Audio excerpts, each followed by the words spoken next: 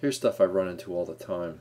Working out this piece here, this shed dormer. This, as you can see, it's all in 3D. I'm getting my white models. I'm getting all my interior elevations. This is the area that I'm working on right here. Errant lines, one on the inside here, one on the outside. I have to figure out what's going on there. So I'll turn a few things off, like the roof. All my trim is, custom extrude. I'll turn that off. Push-pull tool. And what I have is I've got this kind of conundrum here, where I have to have a wall that goes up here to give me the exterior elevation, but I have to have a wall on the inside to give me my interior elevation, and they kind of intersect, and that's where I'm getting my line. So while I'm not totally stumped, I'll work it out and I'll get it so that the exterior elevation and the interior elevation look correct, because I found where my line is coming from. These are the kinds of custom modeling that is involved with dormers. Okay, and these are walls. I'm using the wall tool if we go to plan here. I have to have a layer that's called walls 3, or 3 walls, which are components that are above my second floor walls, things that are above that I'll never see in plan.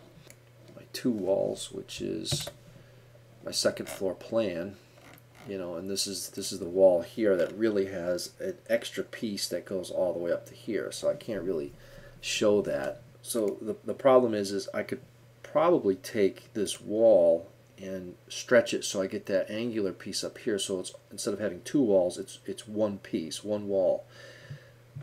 That would solve my interior and my exterior problems with that line that I don't want, which is right here.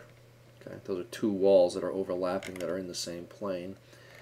But then I would have a big piece of wall showing up in my 2D plan. It almost seems like the whole plan view system that looks really nice and we're all in love with needs to actually go bye-bye, needs to go away, and this actually needs to be a true section cut at 4 feet or whatever above the finished floor. Now I've tried doing that in the past and it almost works, but then the whole door system falls apart because I want them open in plan, but then I want them closed in my interior elevations, and then I don't get this nice dashy stuff, so I end up getting a true section cut, but these little nifty little features disappear. So we have to recognize that however we use these tools, they have to work in all views. So those are the kind of problems. Now I saw this video posted, and we should definitely be able to edit roof masses like this. This is very intuitive. The problem I always run into is it works great at a certain level of development, because I get into stuff like this. Like, that's how it's got to end with the trim. So the roof nips around here. I just don't really see accomplishing that with an automated roof tool.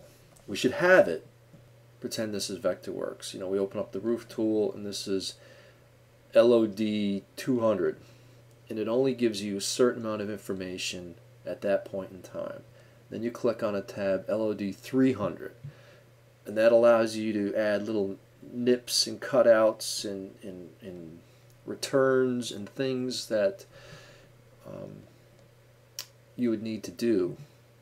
And then when you needed to adjust these planes, the model is still intelligent, where you could move these things around up and down and whatever, and it doesn't, because you nipped it out and cut it out down here and add a little return, it doesn't destroy this. So it's like hierarchical. So people that only want to work in level of development, I don't know what, 200 or something like that, just use this tool, and that's what you use at the beginning of the project.